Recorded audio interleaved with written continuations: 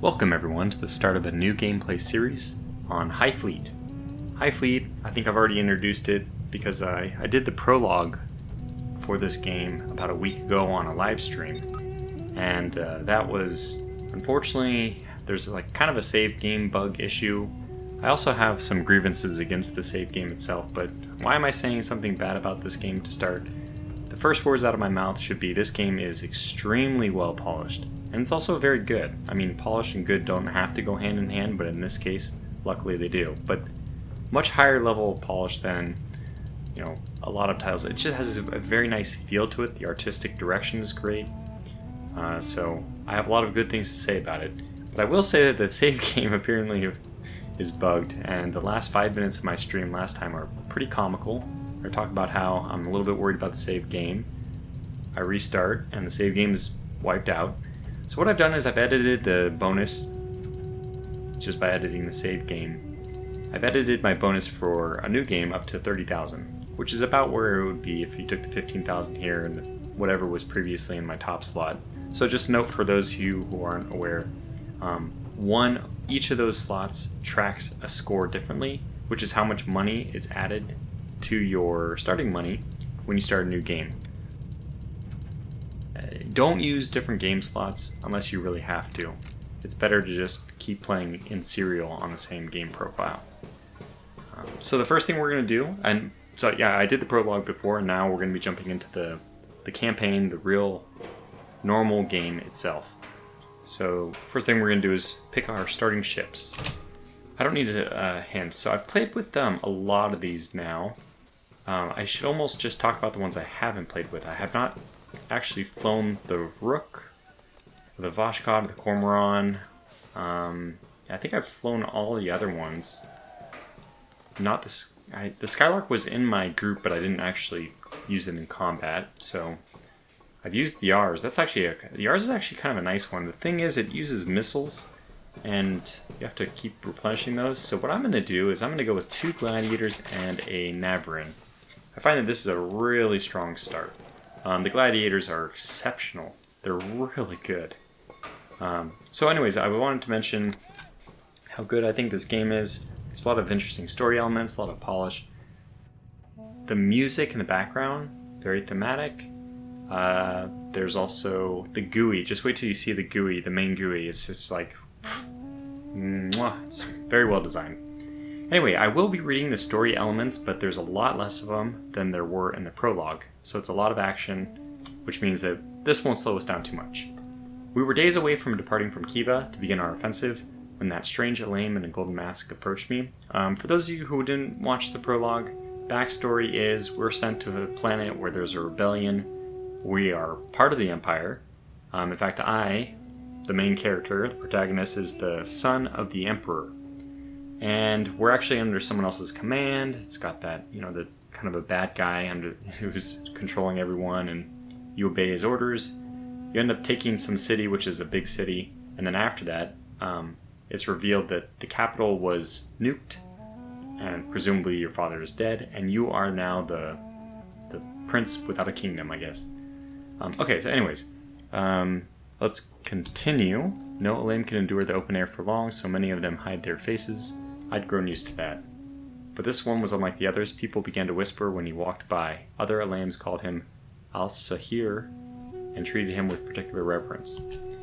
I know that Dowd questioned him. Dowd is, by the way, the jerk superior of our... It says he also happens to be your immediate superior, but at this point in time, that's no longer true. We're now leading the fleet. Or maybe it's still true, rank-wise that he's our superior, but we are the one in charge of its movements and everything. He tried to get him to talk about the people who came with him on the Sevastopol, which is the main cruiser that departed from the capital city. But apparently he didn't get very far. This Elaim convinced the crew of the Sevastopol to take the ship to and that is all we know about him. I cannot imagine what he did to convince them, but in doing this, he earned our eternal gratitude. Without the cruiser on our side, the Kiva offensive would be impossible. So that is our main objective, is to take Kiva, and there's a reactor there, and the cool thing about this game is you're not trying to win a war, you're fighting for like a white peace, which is pretty cool. Someone else mentioned that, and it's true. It's a nice little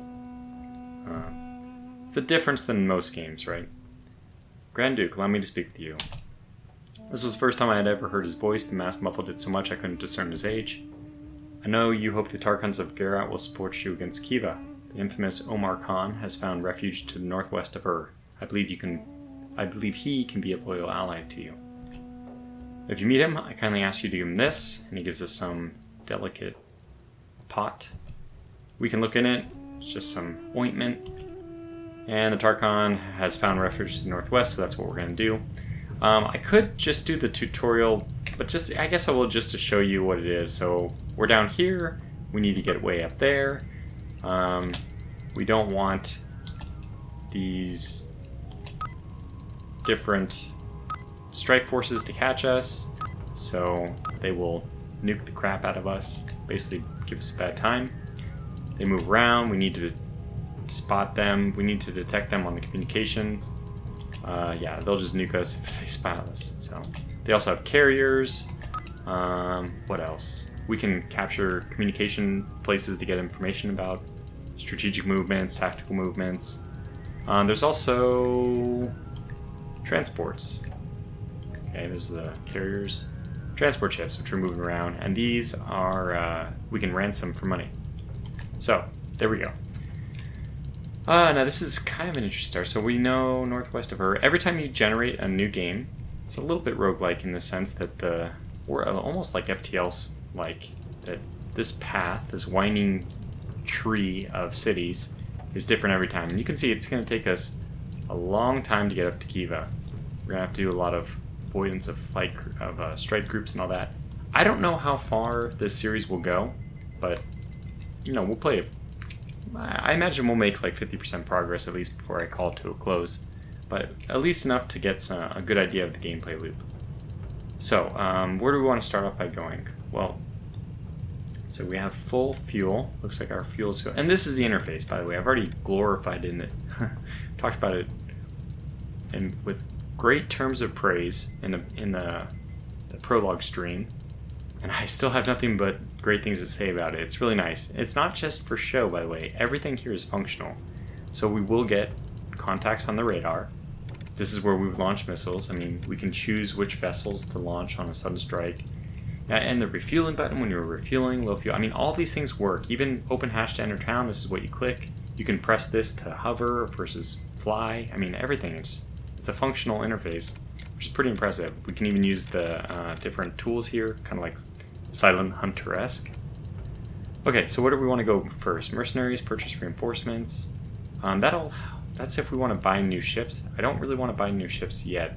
We know that we want to go to the northwest of Ur, so I guess we're actually going to go here first anyway, just because it's really, we want to make sure that the Tarkan we're trying to find. Oh, looks like we got a radar contact already. I mean, a communication intercept already. So let's, oops. Yes. Sorry. Forgive me. Okay, so we're getting closer.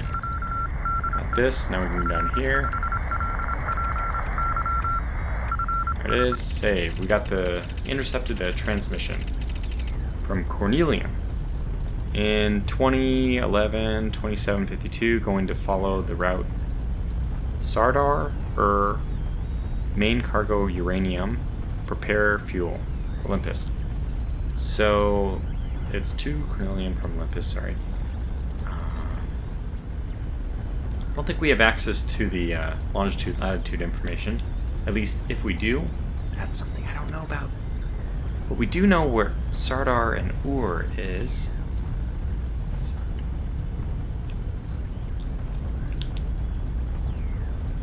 Route Sardar. Ur. Oh, okay. So we're going to intercept them just because they're following our reciprocal course, which is fantastic because I guess this is a transport ship. What better way to start off our campaign than by capturing a prize ship? Okay, so let's put the phone back, unpause, and continue on our way. And that means we're going to see the radar pretty quickly here. When we do, I can actually... Attention, there it is. on the radar. So I can skip this tutorial because I already know how to do it. What we could do is, this is an exact mapping of this radar on our map. So if I wanted to, I could take the pencil. I can see that it's a little bit below the 300. It looks like it's like 290 or so. So I can go to like 290 here, and then I know it's about halfway between the outer and second most outer. So probably right. Ooh, it's a little bit closer. I think maybe 295 or so. I'm gonna say it's like right here. And we can give it a name if we want. Just call this Alpha. I don't know why. So yeah, there it is. But I know that we're gonna intercept it, and kind of already know as well that it's well, it's a ground contact. No, we know it's gonna be a prize ship. So just charge right in after it. Okay, now it's on. It's actually on visual contact. If I want, and sometimes this is useful to do, I can dispatch a couple of gladiators to go intercept them, which is what I want to do here.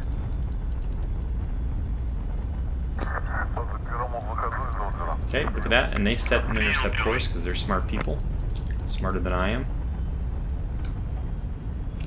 And you can see they're now turning away. We have to be careful though, because if we pursue them for too long, they will report our position. Darn. So we didn't get to them in time. But that's okay. That won't be too bad for us this time. And it looks like we're going to get ourselves into combat. Oh, this transit has no armed escort. She will surrender without a fight. Oh, I've never seen that before. That's fantastic. So we'll just immediately win the battle. Had I known that, I would have dispatched the Navarin, since I didn't really want to lose morale. Every time you get into a combat, you do lose morale. It says riot danger. Oh, that's probably the riot danger is due to... It has 6 anti-ship missiles? Can I... Oh, too bad I can't... Oh, it has 2 anti-ship missiles. Okay, fine. Now at this point we want to do an intercept with this group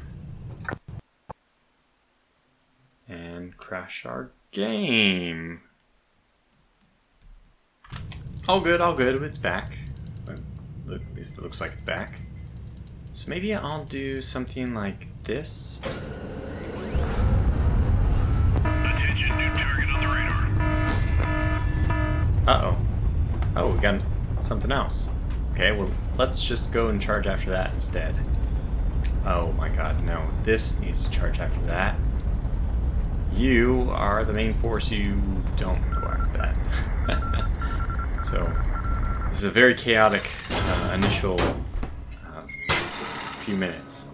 Okay, so we have another prize vessel. One of the enemy vessels is a transport ship. If we can destroy all the other ships and keep this one intact, she'll surrender. Fantastic. So this should make for number 2. We have to take out 2 courageous attack corvettes.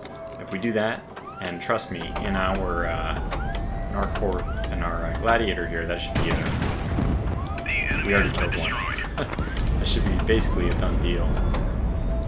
Oh, don't hit me. I don't even want to get hit.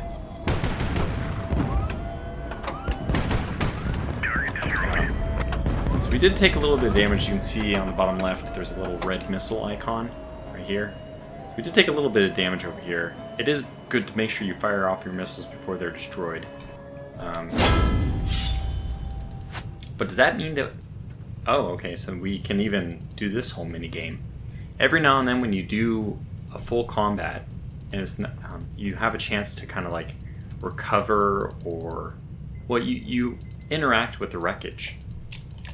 So one person's telling us to be concerned about surviving crew. The other one's telling us get some valuables, but also be careful about making sure your crew are protected, rescuing the other crew. So, which one of these... It doesn't look like there's an option in this particular recovery operation to save any of the fallen crew. Which, if you don't do, by the way, you can get a reputation. There's a whole like diplomacy or like a bit of a role-playing thing that you get your character gets well known for certain things. Like if I constantly save everyone, that's one thing, but if I constantly let them die, then I'll be known as harsh. So Your decisions do impact things. What do I want to do here? Okay, so fuel tanks and ammunition, if you don't click on these before they expire, they will randomly knock out another of the options. So the fuel tanks are nice because it actually does give us fuel. Also, unfortunately, means that we have to sit here and recover the fuel. But let's just do that one first, which means we won't be able to disassemble the hull. Usually this gives... I think this usually gives... I need to get this guy going here to Sadar. I don't think they're going the right way. Okay, now back to you. What? Why did we stop here? Oh yeah, disassembling the hull usually gives you these repair parts. So the fuel's safe. We lost some of the other things, but we did get some fuel. Why don't I just have you come over and join all together? So just why don't you go rotate over here instead? Okay. Now that group's gonna merge up with us. Well, we only have one Pegasus. Okay, so actually what happened is, when the game crashed, it didn't record that I had captured a transport vessel, I guess. It's only letting me have one. What a shame. Would have been really nice this early in the game to get two. Next thing, probably secure ammunition, because if we go after the gun, we might lose something else anyway. So we'll do this.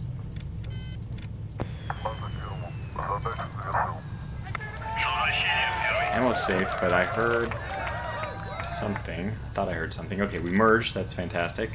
We can either search the captain's cabin for important paperwork, or we can search the crew cabin for valuables. I'm going to go with the valuables. I ran out of money one time, and ever since then, man. Okay, so we got a gift, a bronze icon. This is you can use in those conversation dialogues to potentially get people to be happy with you. Looks like we have time to also search the captain's cabin. But we got a radio signal first. Okay, it's all happening so fast.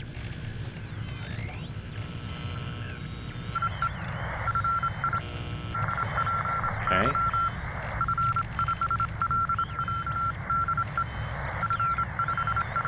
Got it. Okay, Nephritis, or Nephritis.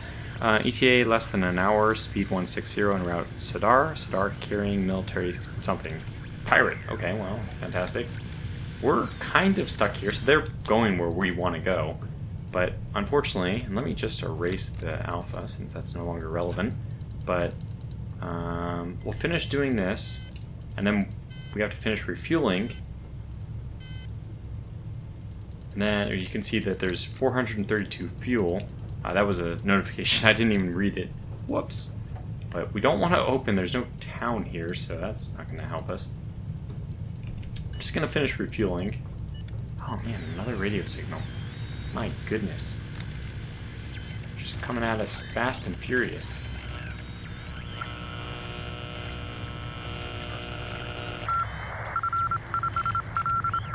I had it. I'm an idiot. Okay, got it.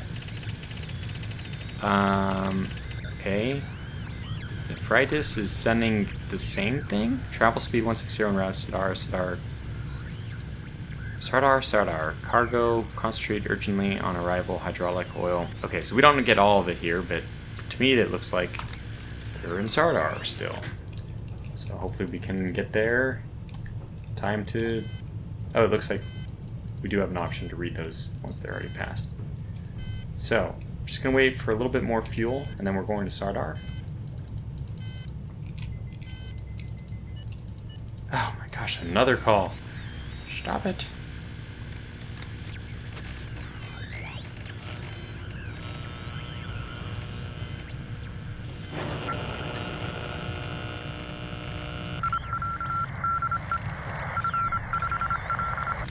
What the heck? It's like random up here. Is my game bugged? Expecting less than an hour moving north. Slaves to be ready. Expecting less than an hour moving north. Slaves be ready to provide fuel. What the heck is going on? Okay, so these guys are obviously going north, but they could be going north to Imgur or Aktag. We don't know.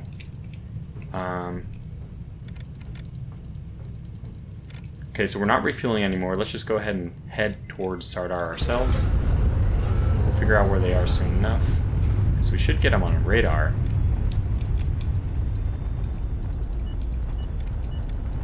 gosh, this is crazy.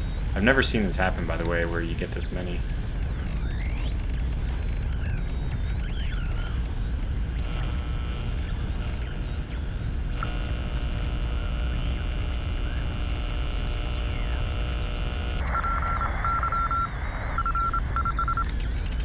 It's in the same direction. Okay, I get it. Stop. Man, this guy just really wants to get picked off. Just keeps hammering at me, making sure I know exactly where he is. No, stop. Stop it, I say. This has never happened in any of my games, so I just assume that because I got that one crash, I probably have a bug.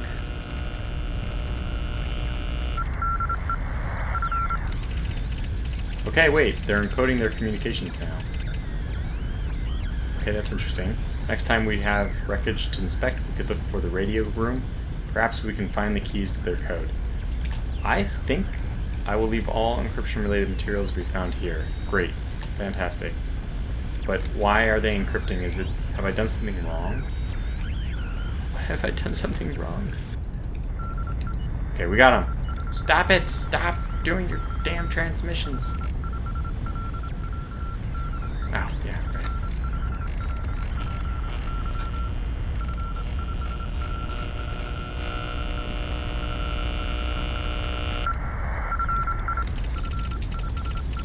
Yeah, I'm not gonna be able to read that. I don't care. You know, I'm just gonna run you over anyway. Okay. Hooray! We did it! So hopefully everything is gonna go better after this. We don't want this fast-forward fight, although it's a hell of a fighter if we need it to be. 2 prize ships are here. We just need to take out Courageous and Talus and we're good. Now, I'm gonna make sure to launch my missiles first. I just want to make sure I launch my missiles not at prize ships. So let's launch them this way. And I'm getting missiles launched at me. The enemy has been destroyed. Never a happy moment. Oof! Took a hit. Let's just get this out of the way. Okay, that's good. So we definitely took some damage there. Looks like we, on the bottom left I can see it looks like they destroyed that regular hull part. That one always gets hit there. Anyway, 2 prize ships. Fantastic. Good start. So, cell capture goods, cell capture ships. Should be a 3rd one. No, it should be a 3rd one. That's fine. Maybe it's still in our... Oh, we still have one in our possession. Okay, so we should be able to sell another prize ship as soon as we land on Sardar. This has been a very chaotic start to this campaign. I've never had things start quite like this. This is probably my 4th start. Just to give you some... I haven't played like a ton of times, but I played a little bit. If we want to disassemble the hull, there's a dangerous environment, so we're going to need to put on crew protection. Or, well, there's only a 50% chance something bad will happen, but I'd rather not roll the dice.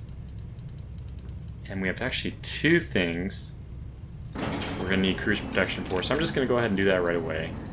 And then if we have a chance, we will... there's still no search for survivors in this one, so I think we will go with disassemble the hull. If we're lucky, we'll be able to get the AK whatever, but no, it doesn't look like it. Yeah, so we got the parts. Oh, we are going to get it. That's fantastic. Okay, good start. So now we're here. I think since we didn't organize a separate party, a sudden strike, everyone's all together in our group. We'll land, and we'll land the one that's damaged. And really, I guess that's it. That's the only one we need to land. So you don't have to land everyone. I'm seeing the 60 off to the right. That'd be nice. Not that we have too much damage, but what you're seeing here is essentially Moonlander from back in the 90s, which was on Windows 3.1, wasn't it? Anyway, we're going to come down, 300 meters. land, and if we can land here without taking any damage, even better. The 60 that you see is the percent increase to the repair speed. So it is quite beneficial to, squeeze into these tiny pads, which I've done successfully. There's the repair bonus. Ah, okay. There's a little... Sometimes there are little pop-ups when you enter the city. The Loyalists. The doyen of the city in a seneschal of House Sayadi is a seneschal of House Sayadi, deeply devoted to his majesty. He is overjoyed to see the Grand Duke of the Romani pay a visit to his land. So, like I said, the premise to this is that there's a big rebellion that we were sent to crush, but during all of it, the rebellion actually kind of got the upper hand. So now we're just trying to fight to their capital, take over a very valuable thing, this reactor, nuclear reactor of some kind, I guess, or power plant. I don't remember exactly what it was, but a very important landmark, and hopefully use that as a bargaining chip to end the war. Anyway, the doyen cordially invites you to his home as guest of honor, but makes it clear that your lame companion are not welcome. Ooh, lame companions. So the lame are like the desert people.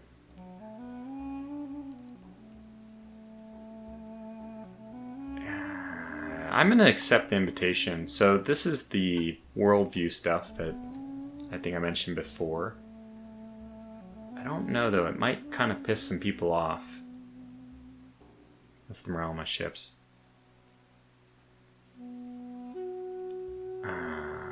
Your people are against insulting their money. So my people will be very happy if I do this. Let me do it. -1 to Gerat. We got a new ship, the Vashkod ×2. Oh my gosh. And worldview, Romani +2. Holy crap. So this is a very bizarre playthrough. And that's kind of the cool thing. Every one of these playthroughs can be different. The lightning, I'm not particularly fond of it. It is pretty fast, but it's also pretty weak. The Yars. This for 6,900 I think we will get. Because it is really nice. I hope it comes with missiles. It's probably worth it almost for the missiles itself. Let's take the Yars. Now the two places we can actually visit here are the supplies and the shipworks. Thank you to one of the commenters from the stream, which pointed out that you can actually scroll right here to pick up special ammunition. Now I have not put this to good use yet. Although as Incendiator, we have a Gladiator which has the 100mm guns, so I could pick up some, and I will, pick up some incendiary ammo, just in case we ever need it. But you can see there's different other things, and this is just an option when you load into a battle. You can choose whether or not to pick special ammunition. We will need to get a little bit of fuel, but Actog, I should say, if we can make it there, we would be able to refuel a lot cheaper. So if I wanted to do that, I would have to do something like Actog, Imgur, Kushan. Oh, it's Kushan Gaming. YouTube channel guy. And then we'd probably have to go back to Octog, so this would be a little redundant, but the fuel is half cost at Octog, so there is some incentive to do that. We can probably not make it to Octog as it is, so I'm going to buy a little bit. Money's not too big of a concern. So just do that. Let's go to the shipworks and see, is this a place where, yeah, we're going to want to fix some of this stuff. Fantastic. So it's only going to take 5 repair costs, 0.4 hours. Get those things fixed. Now sometimes there's also damage. This is actually one of my grievances. My two main grievances in this game are, one, the save game issue. Just you can't save when you want. I hit escape. That was me hitting escape. I didn't actually want to go. I'll hit open hatch to go back in a second, but there's no save game. It's like constant Iron Man mode. This game is made, the developer studio has a Russian name, and you read the credits, it's other Russian sounding names. And I have to say, like, I've worked a lot with Russian people. I'm going to make kind of a stereotype here, so it's not blanket truth, but this game has such a strong Russian feel to me. A lot of it is, I don't even know how to describe what that means to me exactly, but part of it is a game which makes you really struggle and is painful at times for kind of like the reward is just having gotten beyond the pain, almost. I don't know how to describe it exactly, but anyways, this kind of has that feel for me. And this Iron Man mode, it fits that theme, so I'm not going to judge too much the developers' desire to go that path to make it Iron Man and make it difficult to save, but there's some issues. The other thing though is the repair system is just, again, it's just Russian. It's so painful to do. The way you repair modules, besides the ones that are damaged, at least unless this has been fixed, I hope to God it has, but I played like 2 days ago. No, I played yesterday and it hadn't been fixed by then. Is you actually have to go scroll and see, like, there's a pop-up and it says hold durability. So durability is 98 on this. I go over here, this one, durability is 98. It's just on the top part of that pop-up. On this one, hold durability is 25. This one's 100. If I go over here, you can see reinforced durability is 55. Now, it says this module is in the process of being repaired, which means I don't have to do anything. And this one's was blown off completely, so I guess it's scheduled for installation now. However, let's see, Palash, APS, 91. Can I get that over here? Well, let me just demonstrate on this, because I don't know if this is... Okay, reinforced hull, durability. You can see that this was not repaired, even though I hit the wrench icon. However, I can right-click. And now it says, you can see it says reinforced hull damage 4%. We go and go back, and now it's in yellow. The module is in the process of repair. But do you understand? It is a pixel hunt game, a horrible pixel hunt game, to scan through the entire thing to try to find little durabilities that don't look like. You don't even know until you've played the game what the max durability of every item is. So if you wanted, you could just right-click everything, which would add to your total repair time. Even repairing something that is not in need of repair will add to your repair time. So this is, in my opinion, something that it's mandatory. It's just way overdue. How it made it this far, even without getting repaired, is beyond me. I mean, repaired without being fixed is just beyond me. So yeah, this is pixel and game is not a lot of fun. Hopefully it gets fixed. That said, let's acknowledging that there are some shortcomings in the game is still very good overall. So I wouldn't be playing it if I didn't think so. So we've done our repairs. I only landed one ship, so I can only do repairs on one ship. There are no parts to buy here that I'm interested in. I mostly be interested in a missile, and there are no missiles here. So apparently there's enough to at least make the repairs here, so that's nice. But let's exit. And now when I exit, I am going to enter my refueling and my repair phase. This is also an opportunity for us to rest and get some more morale back. So we're refueling, we can see that in yellow. The alarm which was raised is slowly going to tick down. This is how long we have to wait for things to cool down. So wait we will. Let's see if we have any more radio signal traffic. And I wouldn't mind getting all the way up to morale of 7, or morale of 8, but it looks like Octog awaits us, and we're just gonna go on in. Oh yeah, silent strike is not possible, that's why we didn't do anything. We're waiting. If we can do silent strike though, that would be better. So what I think I'm gonna do is move. Let's move like right here, right outside of Octog's. Oh, that's way inside, sorry. Let's go right here, and that is outside Octog's range. So we'll go and we'll wait out the rest of the clock there, which obviously I should have been doing in the air. I mean, in range. We don't actually want to land here, that's fine. Just waiting, and there it is. So now we have the red circle, we can go, and it should give me a pop-up asking me if we prepare a strike group or not, and I will say yes. Now we can choose to take which of the ships for a quick strike. This is something which is supposed to get there quicker than they can relay about it happening. So we want to basically get the jump on them before they report our position. This is too many to take. Let me grab the Navarin. I might just go the Navarin by itself because we do have some ships that have low. Yars would also be pretty good. Let's bring the Yars. Oh, is she too slow? 207. She's a bit too slow. 81% is not that great. 85, 90.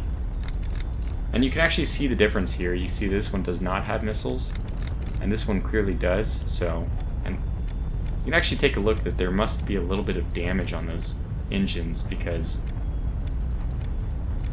they're grayed, and the different color represents, as far as I can tell, the health. But let me go with the Navarin, because that would be the best if we can get away with it. So let's see if we can get away with using this, or if it will sound the alarm. It looks like we're gonna make it. Okay, so my Navarin's against 3. This is gonna be a bit of a tall order. That's okay though. And we have bombs. Okay, fantastic. That's showing us how to drop bombs. I know how to drop bombs. Just get me close. Oops.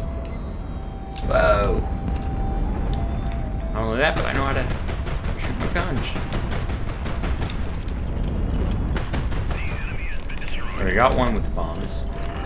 Alright, we gotta avoid this guy for sure. I was thinking about using my missiles, but yeah. Okay, we're gonna use our missiles. Because that guy's a bit of a threat. Should neutralize him. And it did.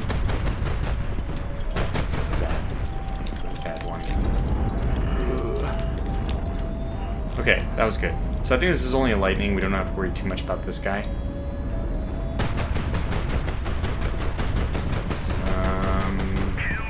Good enough shooting. Not really good, but good enough.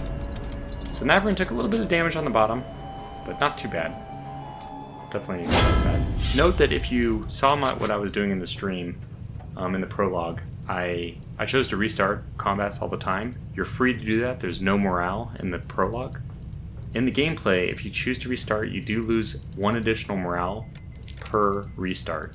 So, you know, if you lose all your ships, you're still going to want to do it. But it's also dangerous to do. So let me finish this off, and we'll probably call this video to a close in a little bit. Oh my gosh, we want to search for survivors first. I'm going to do this because I really do want to get... Okay, that was bad. Lost a lot of crap there, but that's fine. So now we'll just dismantle this, since there's really nothing else to do, and hey, our group's coming in. We'll click on them, wait for them to merge with us. There it is. And now, oh, we got the Vashka. I completely forgot about this thing. And we'll enter the town. Okay, so the Navarin just took a bit of damage. We also lost all of its expendables, but I'm probably not going to put the bombs back. They're cheap, but maybe I will. I guess they're still okay. So we'll only need to land with this one. And it says expendable 0-4. I think that implies that we can refit Navarin's stuff here, which means they have missiles available, as far as I know. I'm seeing a 76, so that's what we're going to go for.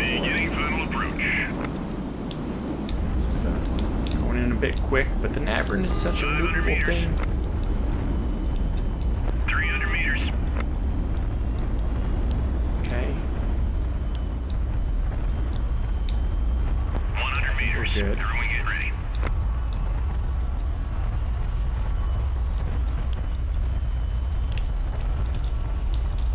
Oh, we're losing it. We're losing it. Touchdown confirmed.